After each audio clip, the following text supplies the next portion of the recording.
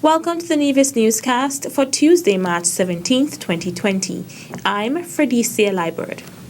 On Monday, March 16th, Prime Minister of St. Kitts and Nevis, the Honourable Dr. Timothy Harris, joined other leaders, ministers of finance, and central bank governors from across the region on a conference call with representatives of the Washington, D.C.-based International Monetary Fund, IMF, to discuss primarily the impact of the novel coronavirus COVID-19 on the economies of Caribbean countries.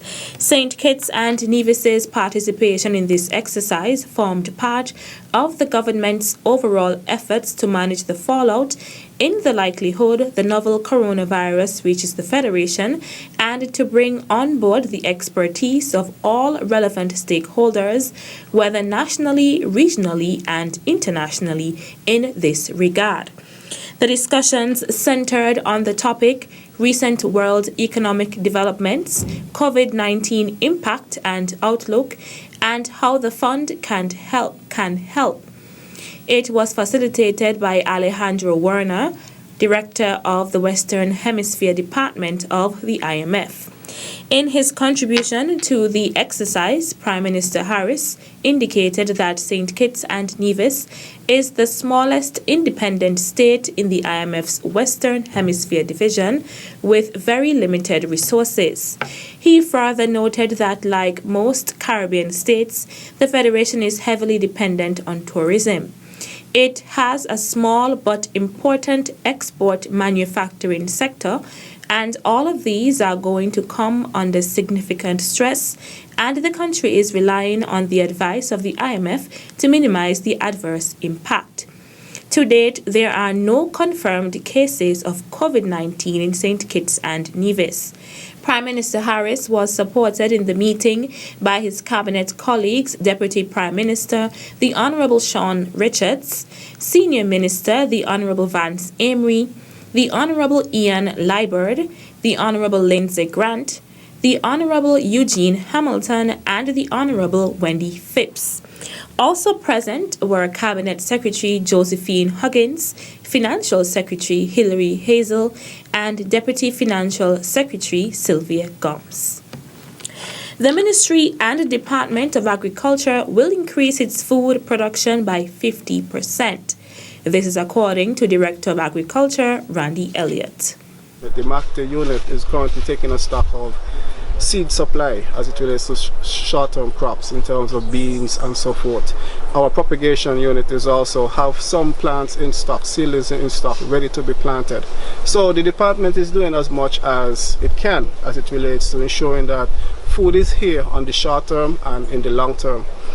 Basically, from our targets that we would have set for over the next 3 months, we are just hoping that because of the outbreak of the corona on the global stage, our production, we're hoping to increase our production by 50% as to what we would have had calculated. Elliott was speaking during a visit to a number of estates on the island on Monday, March 16th, where himself and the Extension Unit at the department assessed the state of food security on the island.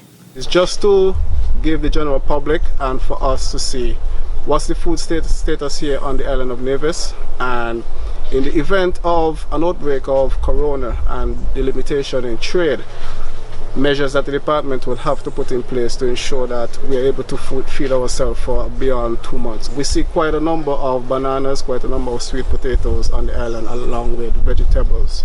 More can be done as it relates to persons planting food, but basically what we are seeing thus far, we're seeing at least a month and a half to 2 months food supply thus far, and this is just half of the island. The Director of Agriculture then made a plea to citizens and residents on the island. So we're asking farmers to do their part to ensure that their lands, their farms are planted with food. Our farmers, commercial farmers, cannot do it on their own also. So we're also asking the general public, those with backyard space, to plant something in the yard, plant some sort of food, because this within itself would not just add to the island food security, but it would add to your individual food security also. Director of Agriculture Randy Elliott. The section of road from Big Rock to the Social Security Road junction of the Craddock Road Rehabilitation Project is completed following the final asphalting by the Public Works Department (PWD) on Friday, March 13th. Work had commenced on that portion of the project in late January 2020.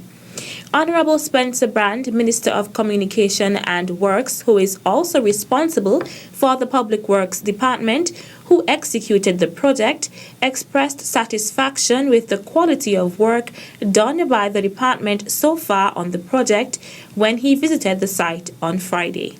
I believe that the Public Works Department continued to work long and hard to ensure that we deliver for the people of Nevis good quality roadways. I'm satisfied with the quality of work. I believe that the Public Works Department continued to deliver a good quality product, and I certainly want to continue to encourage them. I hope that they will continue to go from strength to strength and continue to make significant improvements. The minister stated that the demand for improved road networking continues to grow on Nevis and gave the assurance that the Nevis Island administration would continue to do the best it can to deal with the matter.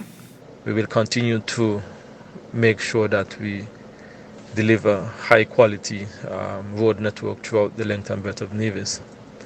We certainly understand that there is a great demand for improved road networking throughout Nevis, and we will do the best we can with the limited resources that we have. Meantime, a permanent secretary in the Ministry of Communication and Works, Dr. Ernie Stapleton, says work from the Big Rock to the Island Main Road section in the vicinity of Harlem Shelter has commenced. Dr. Stapleton noted that both sections of the road from Big Rock to the main road by Harlem Shelter Bar and Big Rock to TDC should be completed by June 2020, barring any unforeseen circumstances. Work on the 5,600 feet Craddock Road Rehabilitation Project commenced in December 2018. The project, which is expected to cost the NIA more than $5 million, also entails a comprehensive drainage plan by the PWD and an upgrade of the water transmission and distribution system in the area by the Nevis Water Department. The following is an announcement from the Office of the Premier in the Nevis Island Administration. This notice is to inform that the Honorable Mark Brantley, Premier of Nevis, is on personal leave. He left the island on Tuesday, March 17, 2020, and is expected to return on Thursday, March 19, 2020. In his absence, the Honorable Alexis Jeffers, Deputy Premier of Nevis, is the acting Premier. The general public is asked to be guided accordingly. Still to come. We are in this fight together, and I urge the private sector to partner with us in these efforts. The details right after this break.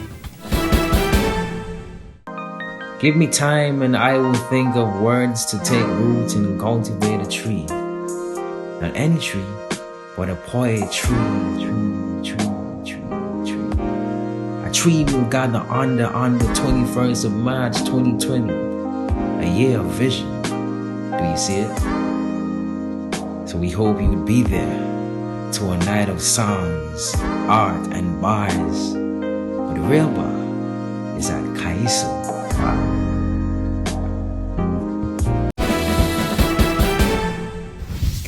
Welcome back. While there are no confirmed cases of COVID-19 in Nevis, Premier the Honorable Mark Brantley says given the nature and rapid spread of the novel coronavirus, we must prepare for the worst. He was at the time making an address to give the public a sense of the government's level of preparedness and the assurance that the risks associated with the outbreak are being effectively anticipated, managed, and planned for. He also pointed to matters of hygiene, which he noted can help to prevent the spread of the virus. We continue to urge persons with flu-like symptoms to stay at home and contact their doctor for guidance before going to the clinics or hospital. We continue to urge our people to practice good hygiene, ensuring that you wash your hands often with clean running water and soap, and that you use an alcohol hand sanitizer with at least 60% alcohol content when soap and water are not available. We continue to urge you not to cough or sneeze in the direction of others, but to cover your mouth and nose with a tissue and immediately discard used tissue into a closed bin. We urge you to wear a mask if you develop flu-like symptoms. We ask that you wipe surfaces at work, such as desks and chairs, with disinfectants, and that you clean your cell phones as often as possible with alcohol. Keep your hands out of your faces, since unwashed hands can transfer the virus to your nose, mouth, and eyes. Premier the Honourable Mark Brantley making an address as the Senior Minister of Health. Meantime, Premier of Nevis, the Honourable Mark Brantley, says the Nevis Island administration is seeking to preserve as much as possible the economic health and well-being of the island. The statement comes as there is a disruption in travel owing to efforts to prevent the spread of the novel coronavirus.